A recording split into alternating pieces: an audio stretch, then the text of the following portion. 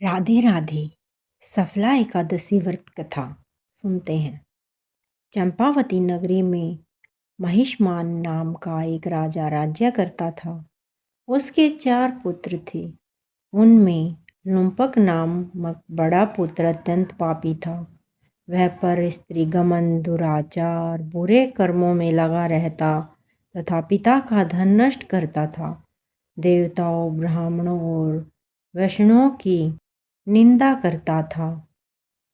जब राजा ने उसके कुकर्म सुने तो उसे राज्य से निकाल दिया।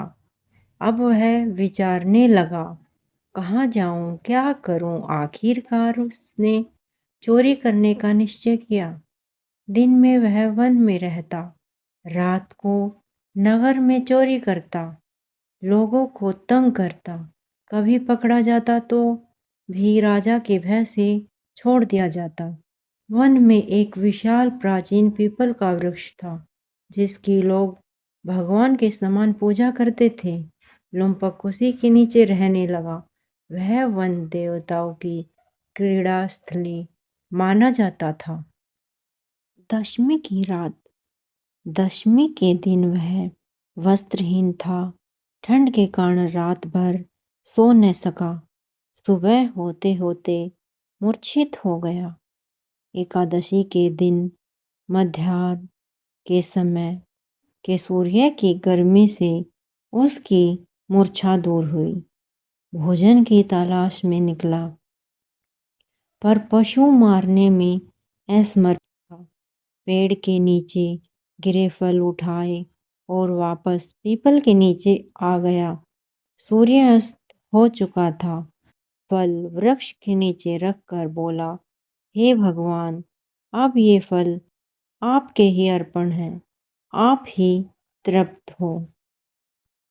उस रात दुखों के कारण उसे नींद नहीं आई, लेकिन उसके इस उपवास और जागरण से भगवान अत्यंत प्रसन्न हुए। वरदान। अगले दिन सुबह एक सुंदर घोड़ा दिव्य वस्तुओं से सजा हुआ उसके सामने खड़ा था। साथ ही आकाशवाणी हुई, हे राजपुत्र, श्री नारायण की कृपा से तेरे पाप नष्ट हो गए हैं। अब अपने पिता के पास जाकर राज्य प्राप्त कर। वह प्रसन्न होकर दिव्य वस्त्र पहनकर अपने पिता के पास गया। राजा ने प्रसन्न होकर राज्य उसे सौंप दिया और स्वयं वन को चले गए। लुम्पक ने ध्यानपूर्वक राज्य किया। उसका सारा परिवार भगवान नारायण का भक्त बन गया। बुढ़ापे में उसने राज्य पुत्र को देकर वन में तपस्या की और अंत में वैकुंठ को प्राप्त हुआ। सफला एकादशी का फल। जो मनुष्य इस पवित्र सफला एकादशी व्रत को करता है, उसे अंत में मोक्ष प्राप्त होता है। जो नहीं करते, वे बिना पूछ सिंह के पशु के समान माने गए हैं।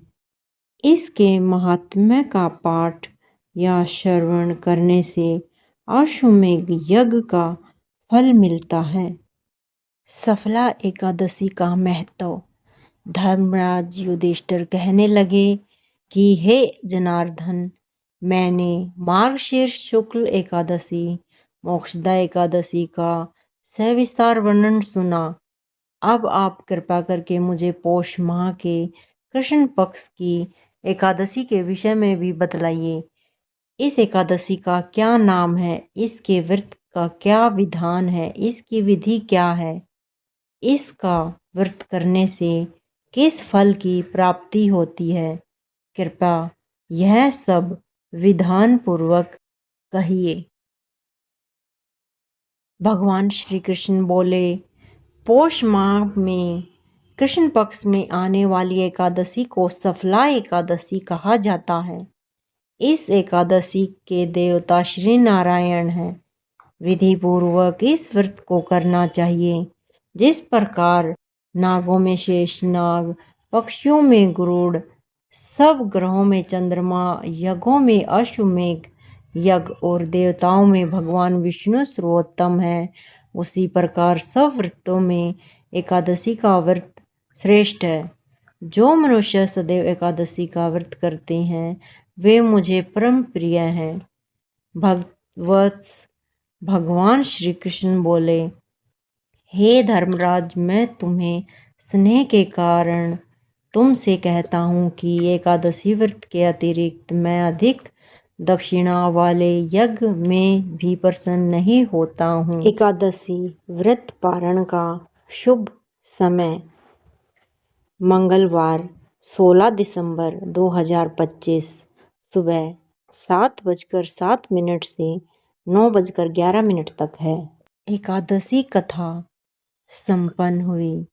अगर वीडियो पसंद आया हो तो प्लीज़ चैनल को लाइक, सब्सक्राइब और शेयर ज़रूर करना। ऐसी ही वीडियो पाने के लिए धन्यवाद आप सभी का।